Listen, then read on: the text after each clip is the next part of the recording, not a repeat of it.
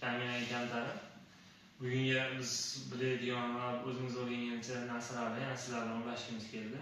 Zero ulashsak bizga ham foydali, sizlarga ham manfaatli bo'ladi degan umiddamiz. Kilometrlar haqida gaplashamiz. Kilometrlar o'zi kilometr nima degan bo'lsa, nemischadan tarjima qilganimizda o'zbek tiliga qisqich, ilmoq degan ma'noni aytadi. Kilometrlar bu protezimizni mexanik fiksatsiyasini ta'minlovchi protez elementi hisoblanadi.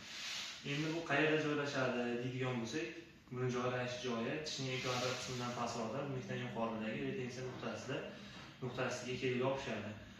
Buni bir necha qismlari mavjud bo'ladi. Kilometrning qismlari. Kilometrning 3 ta qismi bor.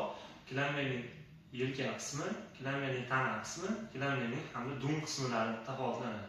Kilometrning yelka qismi bu tishga tegib turgan qismi, tana qismi bilan dum qismi esa sun'iy tishlarning tagida joylashadi. Endi bularni tuzilishiga ko'ra, tuzilishiga ko'ra bir necha turlari tafovutlanadi. Yumaloq, yarim oysimon hamda lentasimon.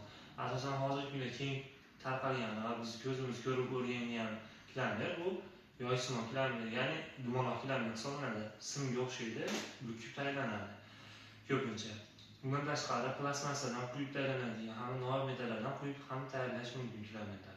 Kilometrlar haqida qisqachasi shu, davomi keyingi qismda.